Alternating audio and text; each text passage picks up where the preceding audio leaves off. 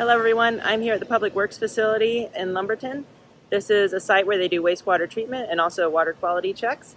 So let's find out what all they do here and see a tour of the facility. Hey, Corey Walters with the City of Lumberton. I'm the Deputy Public Works Director over the water and wastewater treatment facilities. Hi, I'm Henry Harper with the City of Lumberton. I'm the ORC, the City of Lumberton Waste Treatment Plant. So where are we headed right now? So this is the influent of the wastewater treatment plant. So Okay. everything sewer-wise for the entire city comes into this one point. Does that count rainwater? There are a few combined stormwater and sewer lines in the city. That's not ideal, and we've worked through the years to eliminate those where we find them, but there are some that still exist. Okay. Wow.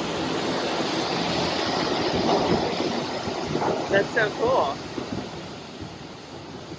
So I guess the other ones have actual pumps down there.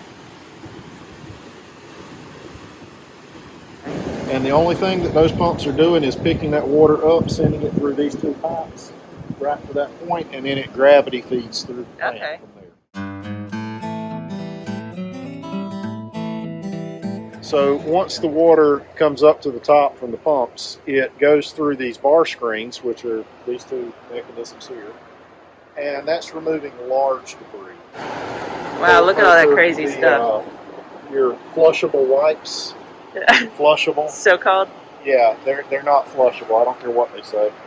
We got some weird stuff in here. We got some mustard packet there. Let's see. You would be surprised. A bunch of gloves, weird paper towels and things like that. A ramen wrapper. Yep.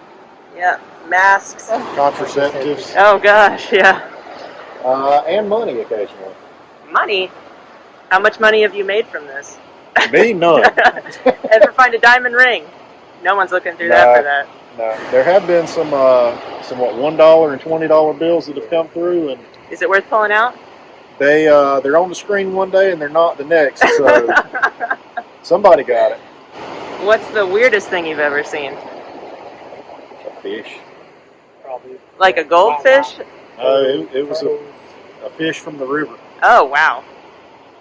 Jeez. How that got, which that was during one of the floods.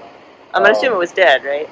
No, It was alive. It was still alive. Wow. Do you ever just come out here just to see what kind of weird stuff is out here? Or are you over it?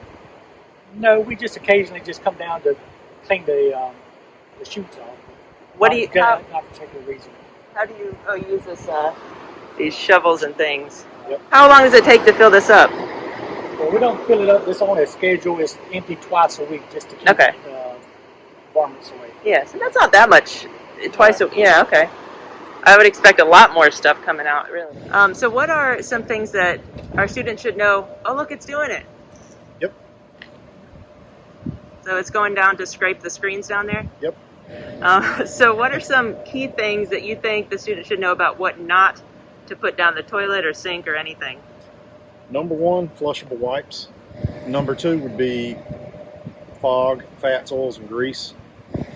Last on that list would be feminine hygiene products. What about chemicals that you shouldn't put down the drain that aren't even removed here or checked for? Anything pesticide related, don't do that because that's going to cause a bug kill here. Paints or lacquers, just because it's liquid and it'll go doesn't mean it should.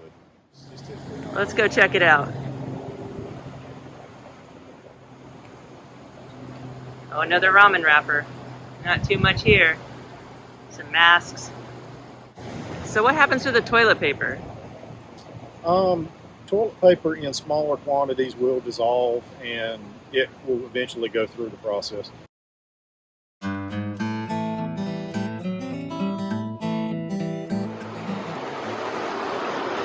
This is our measurement for the plant. This is 2 partial flumes that you see through ultrasonic meters here.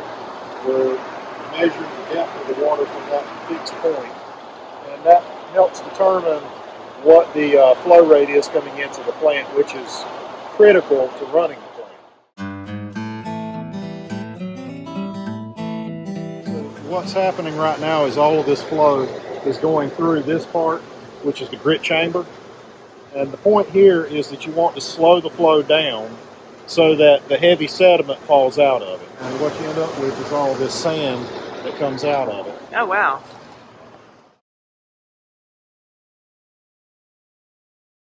I think I kind of expected it to smell more, but it doesn't really smell that bad at all. No. I mean, I do smell baby poop an awful lot because I have a child, but it doesn't even smell as bad as that. No.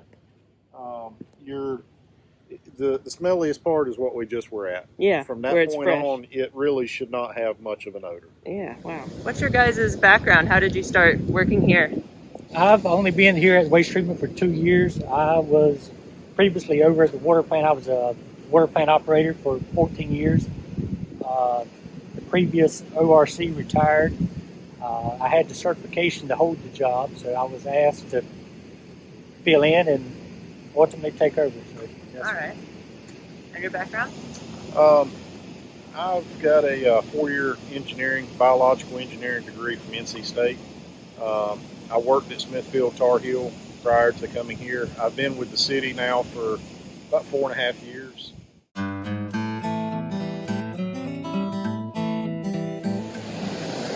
So once the flow goes through all of the grit chamber and you're removing the heavy sediments out of it, it comes here into 2 aeration basins. Each one of these are approximately 3.5 million gallons each. There are 6 floating aerators in each one that you see the spray coming off of. And additionally, in the middle, there are 2 mixers that are taking that. They're doing the exact opposite of what the aerators are. They're taking flow and shoving it down, whereas the aerators are taking it, throwing it up, and trying to introduce air into the system. What does the oxygen do for it? So this is a biological process. We're not doing anything any different than what nature does. We're just speeding it up and doing it in a controlled environment. There are living organisms that are in there. It is an aerobic system. There are anaerobic plants, but this is not one of them. So all of the little microorganisms, they exist on air and the food in the form of nutrients that comes in through the sewer. What they're doing is breaking all of that down and getting our solids level down to a point that it's clean enough to be discharged. So the only thing we're doing with the air is just giving them more oxygen so that they can work faster.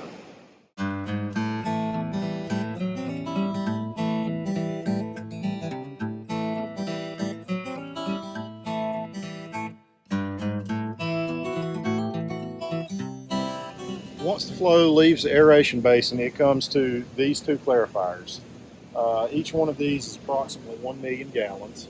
They're 120-foot diameter clarifiers. And the entire purpose in this is to have a calm, quiet state for the water, whereas you just left a very violent, turbulent state.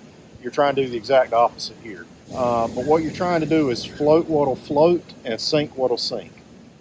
The stuff that gets floated, the arm comes around and it scrapes it off the top and goes into a scum dump.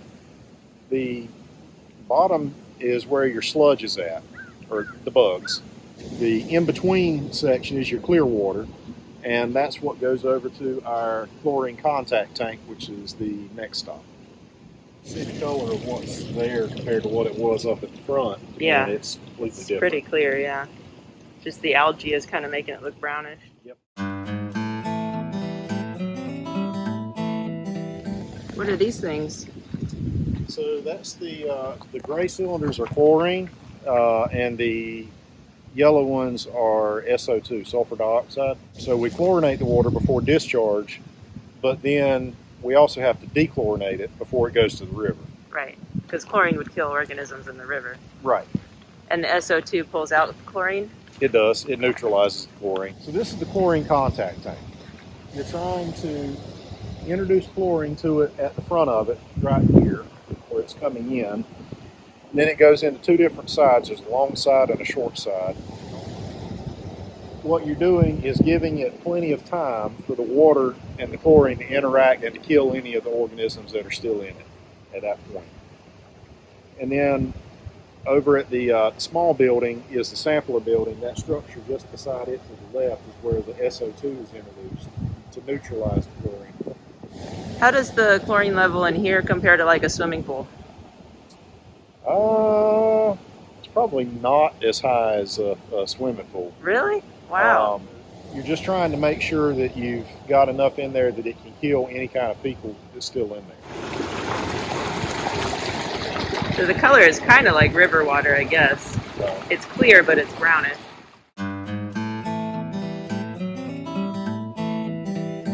So the organisms that were in the aerators are dead by the time they leave here? Probably? Yes. Yeah. Yes. That's the goal. Okay. Yeah, because you wouldn't want to like throw out a bunch of protists in an environment where they're not normally. Right. Well, what you can do is you'll cause things like an algae bloom. Yeah. And that is definitely not what you want. So the discharge is going through that riprap rock there, but it hits this canal, and the river is approximately 300 yards down that way. So it just kind of tees into the river, and it goes from there. Also, one of the process controls that we're required to do, and that we do also, is upstream and downstream river checks, as well as what we're discharging, to make sure that we're not throwing something out of balance in the river. Yeah. And it also is kind of a CYA. In the event that there is something that happens on the river, we can pull our records and say, this is what we've discharged, this is what it is upstream. It was already in the river before we put it in. Yeah. How often do you have to do that? That's a daily check. Wow, okay. So would you go out and swim in that? You could. Do you worry about it at all? I don't. I mean, I've fished and been in the river just outside of this point of discharge here. There's nothing unsafe about what we're putting back into the river. Do you think other people are more concerned about that than people that know on the inside what's really going on? If you're not familiar with the process and you have no background information on it, I can see where people would be concerned about it. But what we're putting into the river is cleaner than what we are taking out of the river in the water plant. So that's food for thought for anybody. Our river intake for the water plant is actually upstream of the city. So storm drainage, all of that is not even a factor at that site. And it's still dirtier in the river than what we're putting into the river here. So the drinking water for the city comes from the river? It comes from two different places, from the Lumber River and from wells. We have 8 wells that are we draw groundwater off of, approximately a 70-30% mix. We're 70% river, 30% wells. Another interesting fact is that we discharge more water into the river than we take out of the river from the water plant because of that. Oh, yeah. So in a drought situation, don't point the finger at us, because we're actually putting more water in the river than we're taking out of it. Yeah. A lot of the students were wondering which is better, health-wise and also for the environment. Bottled water or tap water? I would say tap water. You don't have the plastics to be recycled and the waste that comes along with the bottled water. For the environment. Right. What about health-wise? Do you think there's a difference? Typically, you're going to have a better quality water, believe it or not, from the tap. There are more things in it in most situations, like fluoride, that you're not going to get in a bottled water. And that's important for your teeth. It is. Yeah. It is. And especially in low-income parts of the country, when people may not be able to go to a dentist, they may not be able to afford that. That's kind of important. And most bottled water is purchased from a municipality and just ran through another filter. Yep. Yeah, that's a good point. And then it's just put into a bottle to make it look different. Right. And then you end up generating more plastic waste. Yeah, that's a serious problem. From doing that, which ultimately goes to a landfill. So, as a whole, I would say that tap water is the better choice. North Carolina has one of the highest requirements that are put on them as far as drinking water and wastewater goes compared to the rest of the country.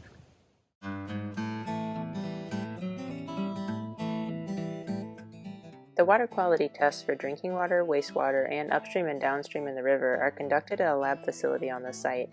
I also went on a tour with the lab supervisor, Tammy Smith, and here is some of the stuff I learned about the testing process. The minimum requirements for water quality are regulated by the EPA at federal and state levels. North Carolina has one of the highest quality standards in the U.S. The tests they're required to do are listed here and include physical, chemical, and biological tests. Most tests are conducted daily. This lab station is where they dry the water samples to measure total suspended solids. This lab station is where they measure biochemical oxygen demand, or BOD, which is the amount of oxygen required by organisms to break down materials. It is basically a measure of how much organic matter there is in the water. The lower BOD, the better. This is a fridge where they can store samples that they're testing and also testing supplies. You can see that those brown samples are marked with the days of the week. Here you can see a sample that's being incubated in warm water to test for fecal coliform bacteria. One important one is E. coli. Ideally, they want all of these to be clear, which means that E. coli is not present. The left is an example of a positive coliform test. On the way out of the lab, you can see their safety and emergency sheets. It's all very clean, safe, and carefully managed here. Nice work, Tammy!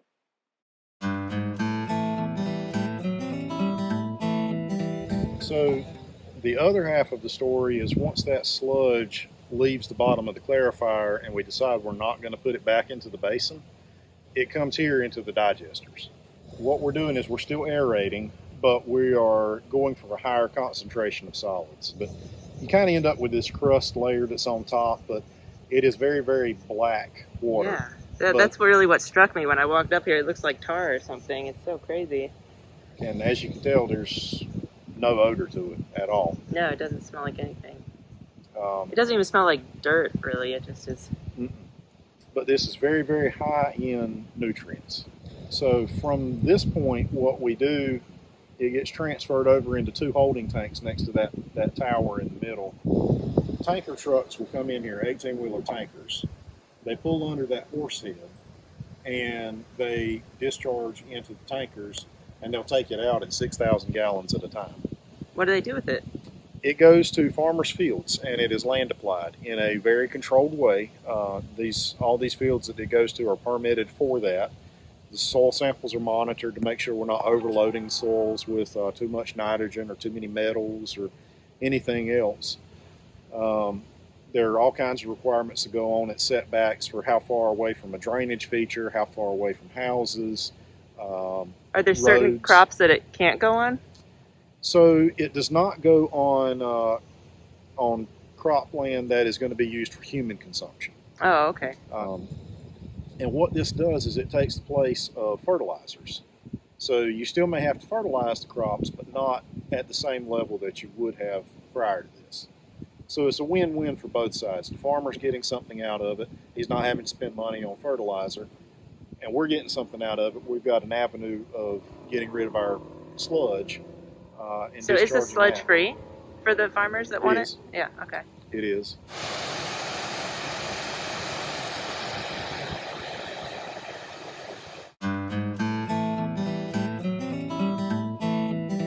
What do you think is the most important thing that students in an environmental science class should know about what you do here?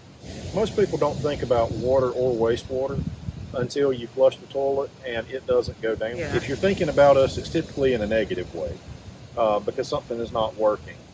What we do here is very, very important. We are being stewards of the environment to oversee what was given to us and clean it up and put it back in a better state than we left it. And that's what these guys are all about, and that's their whole job, and most people don't even know that they exist. Yeah. So I'm going to have to agree. I'm going to go with that too. That sounds good to me. All right.